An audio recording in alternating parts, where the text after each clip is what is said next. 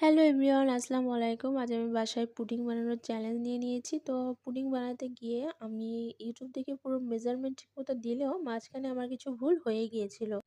তো আমি কি ভুল করেছি সেটা দেখতে হলে অবশ্যই আমার সাথে থাকতে হবে। তো আমি একটি বোলে পুডিং বানানোর জন্য 1.5 কাপ পরিমাণ দুধ নিয়ে নিয়েছি আর সাথে দিয়েছি 1/2 কাপ পরিমাণ চিনি। তো এবার যেটা দিয়ে দিচ্ছি 3টা ডিম আর 1/2 চা চামচ পরিমাণ ভ্যানিলা এসেন্স, যাতে করে দুর্গন্ধ না আসে ডিমের। আপনারা চাইলে এলাচির গুঁড়াও ইউজ করতে পারেন। তো এবার 1/2 কাপ পরিমাণ গুঁড়ো দুধ দিয়ে দিলাম। এটাও যাতে দুধটা জ্বালানোর ঝামেলা এড়ানোর জন্য। আপনারা চাইলে 3 কাপ পরিমাণ দুধ জ্বালিয়ে 1.5 কাপও করে নিতে পারেন, তাহলে আর গুঁড়ো দুধটা ইউজ করতে হবে না। আমি আসলে জ্বালানোর ঝামেলাটা এড়ানোর জন্য শর্টকাট পদ্ধতি ব্যবহার করেছি। এটা পুডিং বানানোর শর্টকাট পদ্ধতি।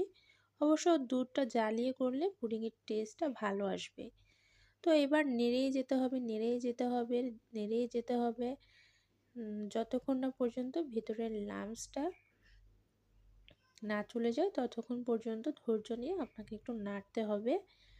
তো এভাবে নেড়ে নেওয়ার পরে এবার আমি ক্যারামেলটা তৈরি করে নিব। সেজন্য একেবারেই আমি যেই পাত্রে পুডিং তৈরি করব সেই পাত্রেই আমি ক্যারামেল তৈরি করে নিব। সেজন্য 3 টেবিল চামচ পরিমাণ চিনি দিয়ে দিয়েছি। আর আমার মনে হয়েছিল যে আমি এখানে চিনির পরিমাণটা একটু বেশি দিয়ে দিয়েছি। 2 টেবিল চামচ পরিমাণ দিলে ভালো হতো।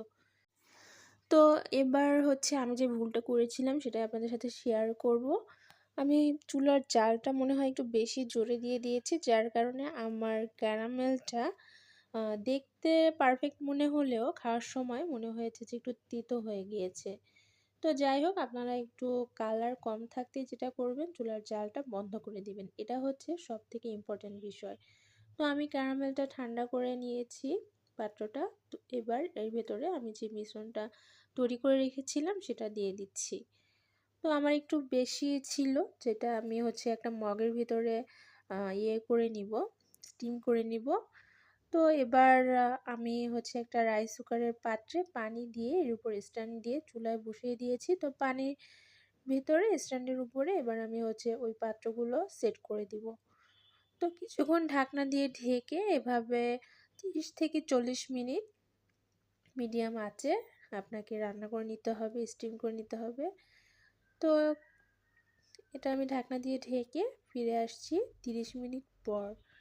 আমার পুডিংটা এখন একদম রেডি। তো আমার দ্বিতীয় ভুল যেটা সেটা আমি গরম থাকতেই পুডিংটা পাত্রে ঢেলে নিয়েছি, যার কারণে আমার পুডিংটা ঠিকমতো সেট হয়নি। এটা ঠান্ডা হলে তারপর ঢাললে আমার মনে হয় পারফেক্ট হতো। আর আমার কিছু করারও ছিল না, কারণ অ্যাঞ্জেল খাওয়ার জন্য একদমই পাগল করে ফেলছিল। তো যেটা হয়েছে, আমার পুডিংটা পাশ থেকে একটু ভেঙে গিয়েছে। তো আপনারা এই 2টা ভুল করবেন না যদি পারফেক্ট একটা পুডিং পেতে চান। তো এটাই ছিল আমার পুডিং বানানোর ক্ষেত্রে ভুল। একটা ঠান্ডা হলে তারপর মোল্ড আউট করতে হতো, আর দ্বিতীয়টা ক্যারামেলটা একটু হালকা কালার আসলেই চুলাটা বন্ধ করে দিতে হবে, এতে করে তেতো লাগবে না। তো যাই হোক, আজ পারফেক্ট হয়নি, নেক্সট যেদিন ট্রাই করব সেদিন ইনশাআল্লাহ পারফেক্ট হবে। সবাই ভালো থাকবেন, সুস্থ থাকবেন। আর আমার ভিডিওটি যে যেখান থেকেই দেখছেন অবশ্যই আমার চ্যানেলটি ফলো করে সাথে থাকবেন। আজ এখানেই বিদায় নিচ্ছি। আল্লাহ হাফেজ।